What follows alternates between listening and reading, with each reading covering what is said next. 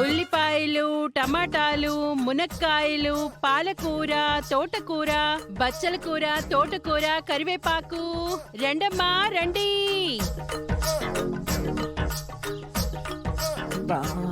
ఎంతసేపు నేనేనా? నువ్వు కూడా అరువు మహా.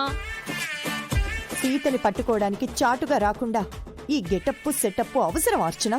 పిట్టను పట్టాలంటే వల, చేపను పట్టాలంటే గ్యాలం ఎంత అవసరమో సీతను పట్టాలంటే ఈ సెటప్పు గెటప్పు అవసరం మహా.